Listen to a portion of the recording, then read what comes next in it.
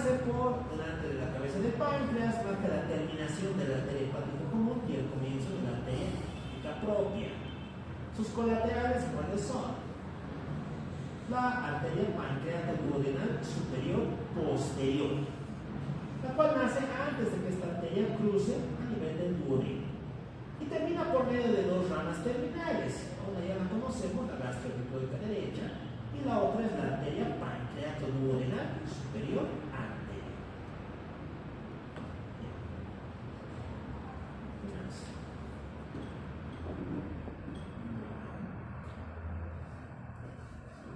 Aquí deben estar mis variantes.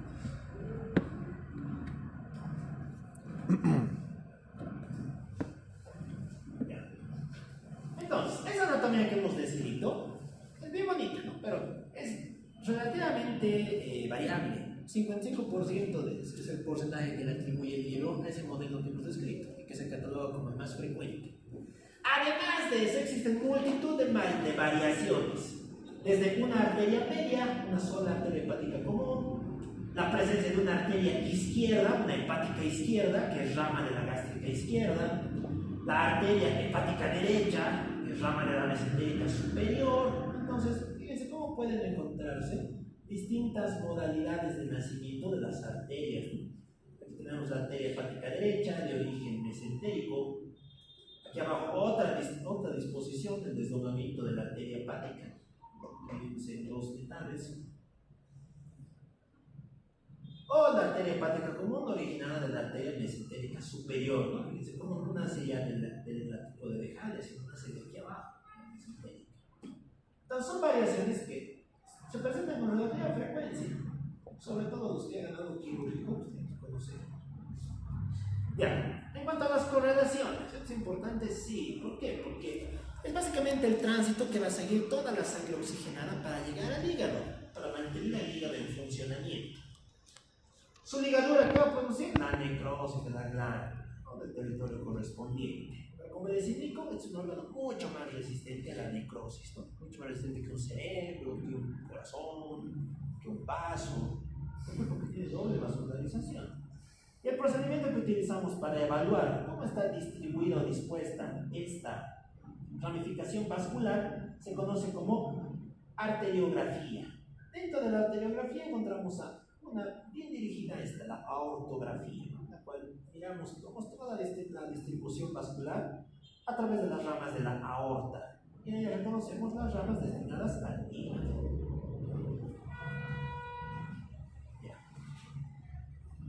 ¿Listo? Pasamos a hablar de los elementos venosos. Lógicamente hay que hablar de la principal vena que tiene el hígado, la porta. Esta venota gruesota que está aquí atrás, esta es la porta. No se olviden. Porta por detrás, a la izquierda, la arteria hepática. A la derecha, la vía biliar. Siempre se vean estos tres puntos. Entonces, la porta es una gran vena que se encuentra dispuesta entre dos redes capilares opuestas. De hecho, porta quiere decir eso, ¿no? Porta quiere decir vena entre dos circuitos. Y este está comunicando el circuito de las mesentéricas con el circuito de la vena cava. Una vena que comunica otras dos venas. Otros órganos que tengan portas, ¿conocen? ¿Habrá otro sistema portal en el cuerpo? Vamos a ver, ¿te suena? Otro sistema porta, aparte de este. Frank.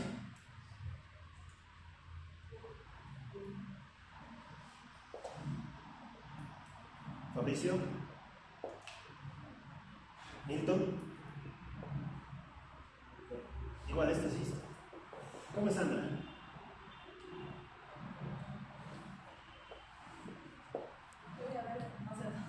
Debe haber alguna. ¿Yesenia? Por ahí sí. En ahí. ¿Cómo es, Yesenia?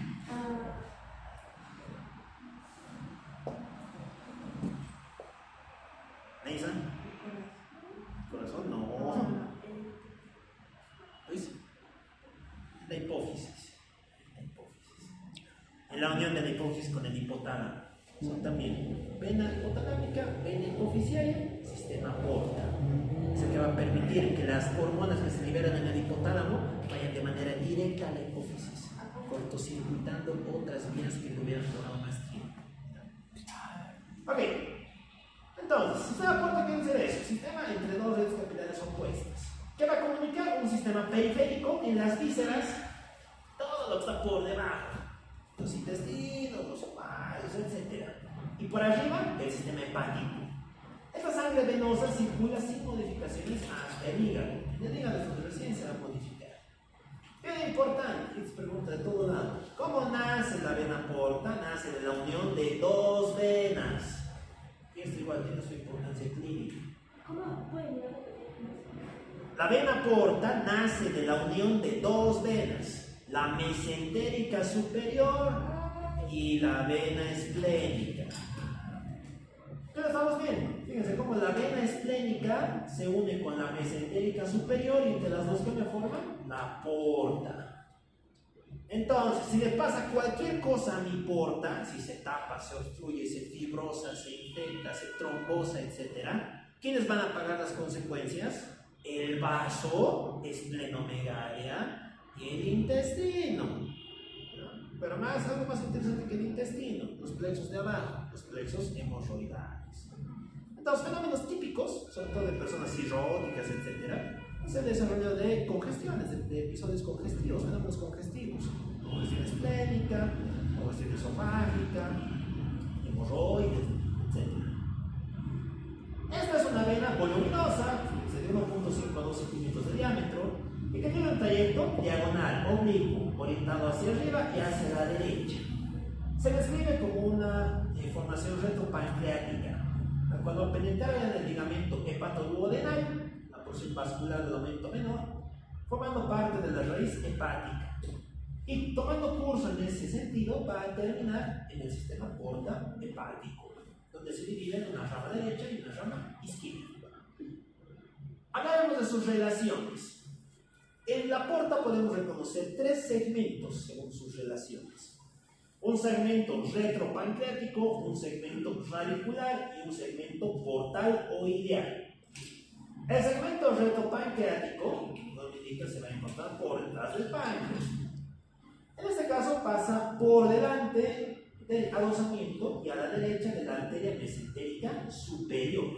Aquí tenemos a la porta, es una porción retropancreática, que está pasando por detrás del páncreas. A este nivel va a estar en contacto con la mesentérica superior, rodeada por sus propios nodos linfáticos, y a la izquierda de la vía biliar, a la izquierda del coledo. El coledo pues está descendiendo por este conducto para terminar en la ampolla de Barker.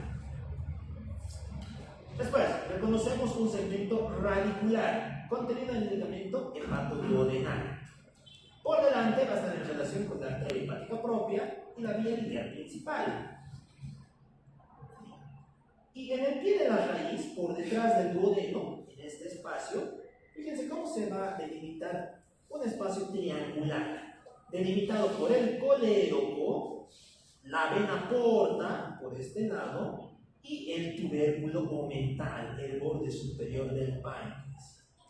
Este triangulito se conoce como el triángulo o espacio interportocoledociano o portocoledociano. ¿Qué se encuentra aquí? La arteria gastroduodenal. Nos permite ubicar a la gastroduodenal de manera topográfica. Finalmente encontramos un segmento portal o segmento ileal. El cual está constituido por la bifurcación portal en contacto con el sistema porta hepático, por detrás de la división arterial y de la convergencia de los conductos hepáticos. Bien. Entonces, en primer lugar, hablaremos de los afluentes del sistema porta, es decir, qué venas van a juntarse o van a terminar dándole su drenaje venoso a esta vena. Aquí reconocemos 6 elementos: la vena gástrica izquierda o coronaria estomágica, la gástrica derecha o pilórica, la pancreatoduodenal superior y posterior, la prepilórica, las venas parombicales y las pequeñas venas de las vías biliares. En síntesis, cuando se congestiona mi porta, todas estas también se van a congestionar. Si se congestionan, se hacen visibles. Ahí es donde sale la cabeza de medusa del cirrótico, las padres, todo ese tipo de cosas. ¿Por qué? Porque al final todos terminan en la puerta, todas terminan llegando ahí. ¿Ya? Y por otro lado tenemos a las ramas terminales del sistema portal. Mi sistema portal termina bifurcándose de manera asimétrica en dos ramas. Fíjense cómo aquí tenemos a la porta, sube y se divide en dos ramitas, una rama derecha y una rama izquierda. Aquí tenemos lo mismo, solo que visto desde abajo. Enfóquense mejor en esta imagen, a mí me ha parecido la más clara de las dos. Ya. El sistema porta se divide en una rama derecha, que es esta, la cual continúa el trayecto del tronco venoso, y se divide en una rama posterior, por detrás, y una rama anterior. La rama posterior a su vez se subdivide en una rama superior y una rama inferior, mientras que la rama anterior se subdivide otra vez en rama superior y en rama inferior. Por otro lado encuentro la rama izquierda. La rama izquierda, fíjense cómo ni bien se divide, se separa en ángulo recto, originando un trayecto de mucha menor longitud y que se termina dividiendo en dos porciones. Una porción transversa, que es esta, horizontal, y una porción umbilical, que es esta, que se encuentra orientada hacia abajo y hacia adelante, siguiendo la fisura del ligamento redondo y terminando en un espacio que se conoce como el receso del rex. Ambas ramas van a emitir colaterales hacia arriba y hacia abajo. Esta distribución es bien importante para lo que vamos a hablar después, así que no se olviden. La porta entra y se divide en rama derecha y rama izquierda. La derecha en rama posterior y en rama anterior. La izquierda en rama transversa y en rama umbilical. Aquí le pasa lo mismo. Un poquitito más de soledad. Ya. Aquí también vamos a meter dos conceptos nuevos. Uno es el concepto de raíz. ¿Qué es una raíz? Es el término que se le atribuye al conjunto de vena y rama arterial junto a una rama del conducto biliar. Entonces, cuando tengo elementos vasculares, tengo una rama de la porta, una rama arterial, una rama biliar y todo rodeado por su envoltura, por su vaina conectiva. En el hígado existen dos raíces, una raíz derecha y una raíz izquierda, que irrigan dos partes distintas del hígado. Ojo, no irrigan al lóbulo derecho y al lóbulo izquierdo. Irrigan dos porciones distintas del hígado. Una porción derecha, que se conoce como el hígado derecho, y una porción izquierda. La porción derecha a su vez se subdivide en un segmento anterior y posterior, porque es la fisura portal derecha. Esto vamos a ver en un momento. La izquierda igual se subdivide en sus propios segmentos por la fisura del ligamento redondo. ¿Quién me queda suelto? ¿Quién no recibe ninguna de estas ramas? El lóbulo caudal, el lóbulo de Spiegel. Se va a considerar como un segmento autónomo. Tercer punto. Ya. Por otro lado tenemos el concepto de sector hepático. El sector hepático es el territorio terminal de cada segmento. En el hígado derecho se va a encontrar a la derecha de la fisura portal. En el hígado izquierdo a la izquierda de la fisura portal. Cada uno de estos sectores depende de una raíz. Segmento derecho de la raíz hepática derecha. Segmento izquierdo de la raíz hepática izquierda. Listo. Ese concepto es sumamente importante porque fíjense cómo el mismo dibujo de esas venas ahora lo trasladamos en grande aquí, al hígado. Esto nos permite hablar del concepto de sistematización portal. ¿Ya? Esto se basa en un principio, en estudios arteriográficos que se han hecho. Se ha metido contraste a través de la vena porta a varios hígados. Y cuando se da cuenta de que esas ramas de la porta iban cada una a un segmento, a una porción del hígado. Y basado en ese principio se han delimitado segmentos funcionales del hígado, que se conocen en conjunto como la segmentación hepática o los segmentos de Quinault. Como les indicaba, cada rama de la porta está acompañada por una arteria y un conducto. Eso hemos dicho que se llama raíz, ¿no? Y cada raíz irriga un territorio, una partecita de hígado. Esa partecita se llama segmento. Bien. Esta división me va a permitir dividir a mi hígado en un hígado derecho y en un hígado izquierdo. Ojo, no es lóbulo, es hígado derecho e hígado izquierdo. ¿Y cuál es el límite que tomo para establecer esa división? Esta línea, la fisura portal principal. La fisura portal principal no es un surco, algo que se mira por fuera, no es externa, es interna, es un concepto interno. Y que nace en el fondo de la fosa de la vesícula biliar y termina en la parte media de la vena de la cava inferior. Todo este espacio, esa es la fisura portal principal. Describe un plano oblicuo hacia abajo y hacia la izquierda. Toda esta porción del hígado es el hígado izquierdo y toda esta porción es el hígado derecho, ¿ya? En términos funcionales. El hígado izquierdo excede los límites del lóbulo izquierdo, como les decía, ¿no? Hígado y lóbulo no es lo mismo. ¿Por qué? Porque el hígado izquierdo va a incluir al cuadrado y parte del lecho de la vesícula. Y como sabemos, el lóbulo caudado que hemos dicho que es autónomo. El lóbulo caudado está aquí atrás, es autónomo. Se encuentra encima de las dos ramas de la vena porta. Y como es autónomo, constituye el primer segmento, el segmento número 1. A partir de este segmento es donde se han empezado a ponerle nombre a todos los demás segmentos, ¿no? El 2, el 3, el 4, el 5, el 6, el 7 y el 8. No se olviden que el primer segmento es el lóbulo caudal. Bien. Comenzaremos hablando de cada uno de nuestros segmentos. En azulito, los segmentos del lóbulo del hígado izquierdo, perdón. Y en verde, los segmentos del hígado derecho. Entonces, en la porción hepática izquierda, comenzamos hablando de la división lateral izquierda. Esta división lateral izquierda, estas dos, se encuentra formada por dos segmentos. El segmento número 2, o segmento posterolateral izquierdo, y el segmento número 3, o segmento anterolateral izquierdo. ¿Qué estamos observando aquí? Segmento 2, segmento 3. Después, reconocemos a la división medial izquierda.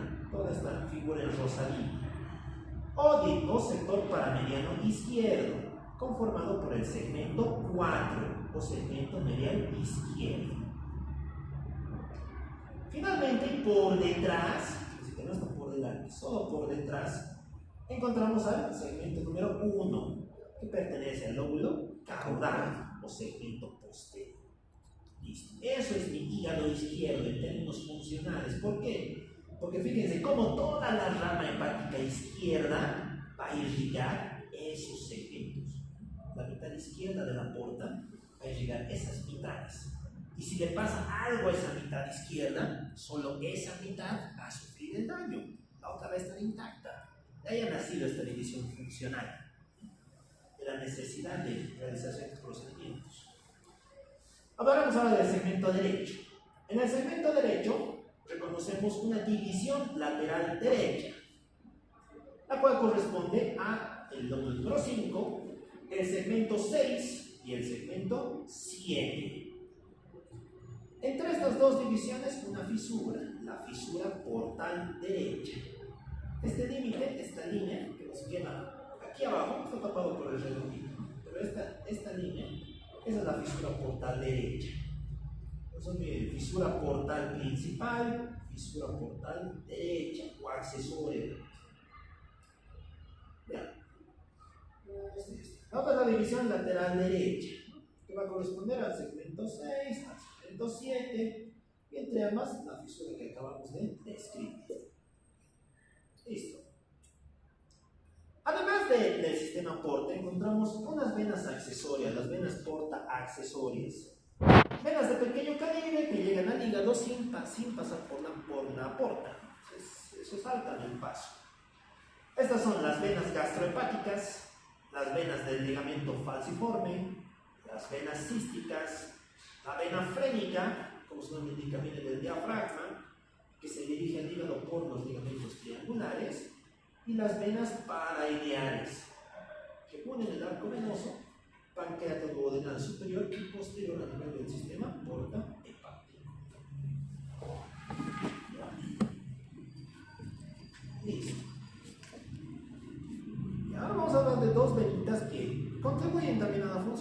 mucha menor medida. La primera es la vena umbilical, que en nosotros lógicamente está atrofiada, ¿no? Aquí estamos viendo un dibujo de cómo es la circulación fetal. Fíjense cómo desde la placenta, una vez que sale la sangre oxigenada desde el útero de la madre, lo primero que hace esta sangre, ¿qué es? Es venirse al hígado. Lo primero que hace es llegar al hígado.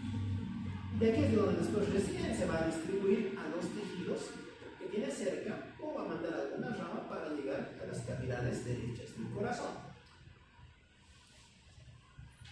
Es así como en ese curso de desarrollo prenatal se encarga de llevar sangre oxigenada al hígado, penetra por el foramen umbilical y se encuentra sobre el borde libre del ligamento falciforme y la fisura del ligamento redondo. Es así como se va a dividir en dos ramas, una rama derecha y una rama posterior. La rama derecha desemboca en la rama izquierda de la porta hepática y la rama posterior termina en el lado medial de la vena cava inferior. Esto es importante, sí, porque así como ahora tenemos estas dos ramas, después en el adulto vamos a encontrar dos formaciones, dos vestigios de esa vena umbilical. Nosotros, una vez que el cuerpo nace, se desarrolla, estas venas se obliteran, se cierran, dejan de funcionar y en general se fibrosan, y al fibrosarse se convierten en ligamentos. La porción anterior se va a convertir en el ligamento redondo del hígado, vestigio fibroso, mientras que la porción posterior se va a convertir en el ligamento venoso, un ligamento de Arance, el cual puede conservar cierta permeabilidad, te dicen la tarjeta, y eso no da para reperfudir al hígado. ¿Ligamento de quién dijo? De Arancio. Arancio. Es epónimo del ligamento del ligamento venoso, exacto, del ligamento venoso. ¿Eso es el vestigio del ligamento? ¿La vena umbilical? Sí, los dos son vestigios de la vena umbilical. Porque en el bebé todo este trayecto es por el que pasa la vena umbilical, por todo este espacio. Porque después cuando nacemos su porción anterior se convierte en redondo y la porción posterior en ligamento venoso de Arancio. Listo. Finalmente tenemos a las venas hepáticas o suprahepáticas. Como les recalco, no acompañan a la arteria hepática, sino que estas van a su propia bola, a su propio ritmo, van a terminar en la vena cava inferior. Entonces lo que hacen es asegurar la circulación de retorno del hígado hacia la vena cava. Se encuentran en el surco de la vena cava, en la parte media del área desnuda del hígado. El libro también te dice que es el punto más caliente del organismo. Observa, pero tiene una gran cantidad de flujo sanguíneo, la cual está sometido también a distintas leyes de la vascularización visceral. Bien. Aquí vamos a reconocer tres sectores hepáticos. Un sector izquierdo, un sector intermedio y un sector derecho. Nuevamente van a estar completadas por el sector autónomo, ¿no? El caudal es autónomo, aquí en todo lado. El autónomo va a su propia bola, tanto en la circulación portal como en la circulación de retorno. Y terminan formando dos grupos, un grupo inferior y un grupo superior. Empezaremos hablando del grupo superior. El grupo superior está formado por tres gruesas venas, que son la vena hepática izquierda, que va a llevar la sangre del lóbulo izquierdo, la vena hepática intermedia o media, que lleva la sangre del segmento 4, afluentes derechos del segmento 5 y del segmento 8, y se encuentra en la fisura portal principal. Finalmente encontramos a la vena hepática derecha, la cual nace de la porción anterolateral inferior del lóbulo derecho, por medio de dos venas de los segmentos 5 y segmento 6. Por otro lado encontramos al grupo inferior, el cual únicamente va a tener una formación, su caudal, el cual termina de manera directa en la propia vena cava. Esto vamos muy brevemente de los linfáticos. Los linfáticos del hígado se dividen en dos grupos, colectores superficiales y colectores profundos. Los colectores superficiales se encuentran por debajo del peritoneo y los podemos dividir según las caras en las que se encuentran. En la cara diafragmática reconocemos unos colectores derechos, medios, izquierdos y posteriores. En la cara visceral, colectores que drenan en los nodos biliares y en la raíz hepática.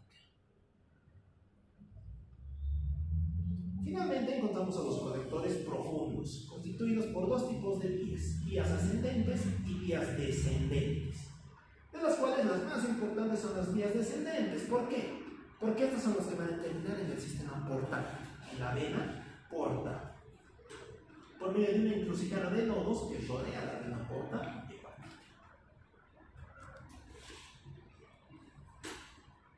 Listo. Y ya para terminar, hablamos de la inervación del hígado.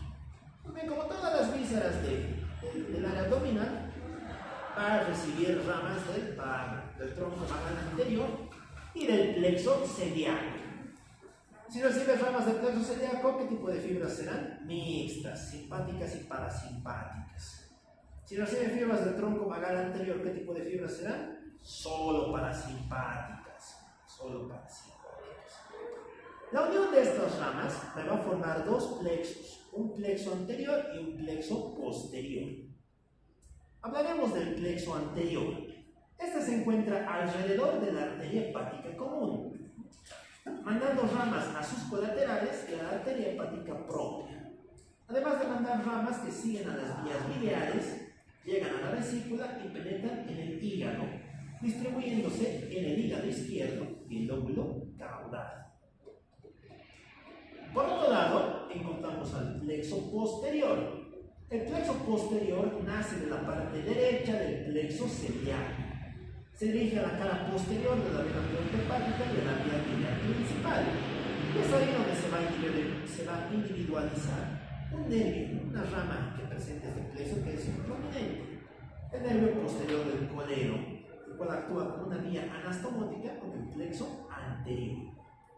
Este plexo termina penetrando en el sistema portal hepático y se distribuye en el hígado derecho y el lóbulo cuadrado. Por último, nos quedan los ramos hepáticos, que son ramas directas del tronco vagal anterior, a nivel del cardias, y que lo comunican con el plexo anterior. ¿Qué hay más? Los plexos siguen a las arterias, pero sin depender de ellas. Aquí arriba te describe un procedimiento un poquito extremo, pero bueno, está descrito, ¿no? La neurectomía periarterial hepática, cortar esos plexos.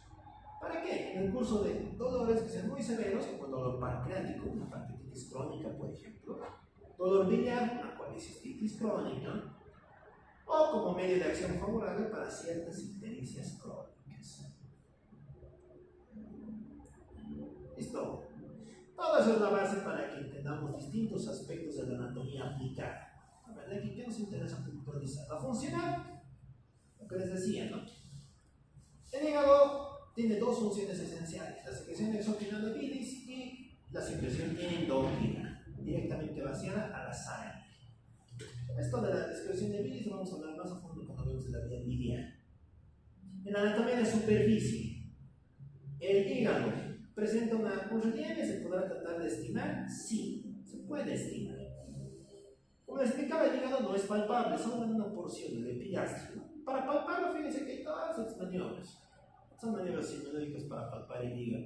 Matthew, la Choford, la maniobra de Murphy, todas se dirigen a palpar al hígado en esta porción. Fíjense cómo todas tratan de llegar al mismo punto, al epigastrio. También se puede tratar de estimar su volumen utilizando la percusión. Y en este caso, ¿seguirá sonando hueco? ¿Seguirá siendo timpánico como el estómago? No, porque hemos dicho que es una víscera hueca. Va a sonar mate. Tiene una matidez hepática. Y esta matidez ocupa toda la parte inferior del hemitórax derecho y llega hasta la quinta costilla en expiración forzada.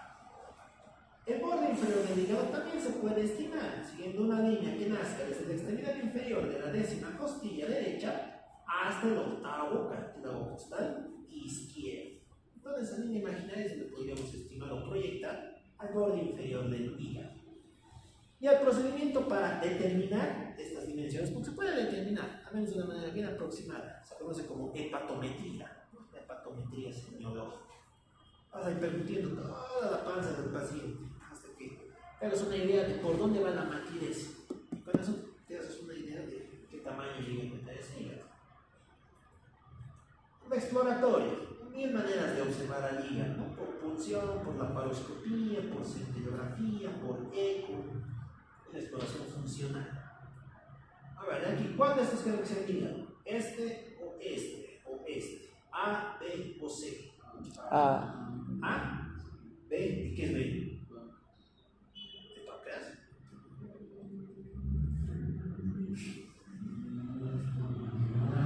El estómago no es así. No, es Vamos, Harold, ¿qué crees que sea el B? Todos vamos a acuerdo, ¿qué es el hígado? ¿Qué será el B y qué será el C?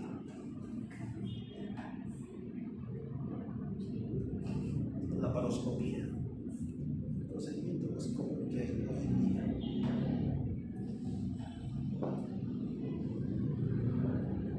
Vamos, Harold, ¿qué será? Será O, tal vez es un embarazo. Feto. No. No es tan feo. Es medio feo nomás. Vamos, Harold, ¿nada? Neisa, ¿qué crees que sea? Pan. ¿Es páncreas? No. Es el hígado también. Los dos son el hígado, solo que este hígado es un hígado cirrótico. Es el hígado de la cirrosis. Un hígado típicamente con nódulos, fibrótico, con estas formas de como pelotitas. Un hígado cirrótico y es un hígado normal, es peritoneo. En la anatomía quirúrgica. Mismo, aquí creo que tenemos vías de abordaje, la vía abdominal y la vía toracoabdominal. Lo más importante, la anatomía radiográfica, ¿no? Es lo que tienen que conocer bien. Bueno, en la placa de abdomen en general, en la placa simple de abdomen, pues no es muy difícil de diferenciar al hígado, ¿no? Aquí, ¿dónde está el hígado? Francia. Todo esto, exacto, todo es el hígado, todo esto. ¿Y esto? ¿Seguirá siendo el hígado? No. ¿Qué será? El estómago, exacto. Esta es la cámara de aire de gas que dice la tabla, ¿no? Fíjense cómo arriba en el borde superior de la cúpula de la izquierda se forma una cámara de gas. Este es el estómago. El estómago superpuesto al hígado.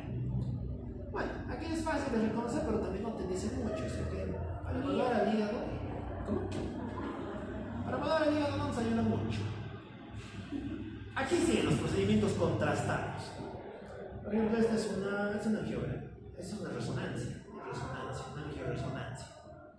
Fíjense cómo ya se distinguen mucho mejor ciertos elementos que presenta el hígado. Su borde inferior, aquí están reconocidos elementos internos. Exacto, y las venas. ¿Qué se llama esta? Porta, si esta es la porta. ¿Cuáles son las dos raíces de la porta? La esclénica y la mesentérica superior. Fíjense cómo lo mismo ocurre aquí. De hecho, esta porta está medio gruesita por la medida. La esclénica también está medio gruesita, ¿no? ¿Por qué? Porque si esta sufre, van a sufrir las otras dos.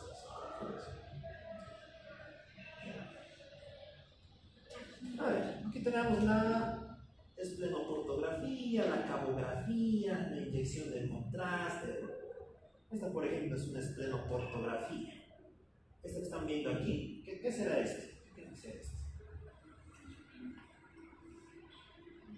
¿Cómo es, Fabricio? ¿Qué será esto? ¿Será un tumor? ¿Será el estómago? ¿Qué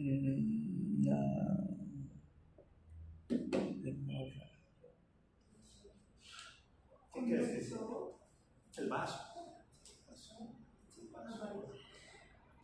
El vaso, la vena esplénica, la mesentérica superior y esto que tiene que ser la porta.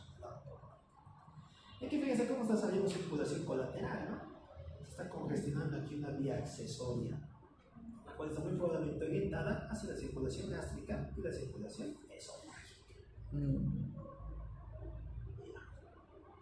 La arteriografía esta ya lo hemos visto, ¿no? La arteria hepática a través de sus dos ramas, bueno, este es el vaso, la arteria esplénica, la trípode de Haller, la arteria hepática propia, la hepática común, y es como podemos detectar distintos defectos, como este, un aneurisma. El aneurisma es cuando la pared de la arteria es más grande de lo habitual. Una frutilla, una pelota, se puede reventar. Y por último, la belleza, ¿no? Con esto sí se reconoce todo casi bien. La tomo y la resonancia, sobre todo con la resonancia. La resonancia se usa mucho para... Sí, esta es una resonancia. La tomografía no es tan nítida. A ver, aquí qué notan de raro en este hígado. En general, en todo lo que hemos descrito. A ver, reconoceremos. La clave, si dan cuenta, es bien parecida al Atlas. A ver, reconocemos aquí el hígado. ¿Esto qué será? ¿Qué ven? La porta, exacto. Está engrosada. Está engrosada, ¿no? Fíjense el tamaño que tiene esta porta, está súper grueso. ¿Esto qué son? Las ramas de la porta. La rama derecha de la porta, la rama izquierda, perdón, y la rama derecha de la porta. ¿Es qué son?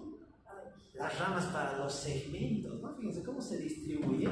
Son los segmentos de Quinault. El segmento 1, el segmento 2, el 3, etc. Esto de aquí, ¿qué creen que sea? Este palo. ¿Qué hemos dicho que estaba a la derecha de la porta? Es la hepática. Hepática. Ya, pero esto no es la hepática, es la aorta. La aorta. La hepática no está haciendo más abajo, no se puede dejar. Es la aorta. Este espacio de gas es el estómago. ¿Listo? ¿Qué más? Aquí hay algunas imágenes. La tomo. La eco también nos ayuda mucho. Disculpe, con la mañana que vamos a dar examen. Sí, vamos a dar examen de todo hígado. ¿Listo? ¿Reconocimiento? Sí, reconocimiento y después examen. Oral. Sí, ahora. No, has traído. ¿Pero quieren dar más exámenes?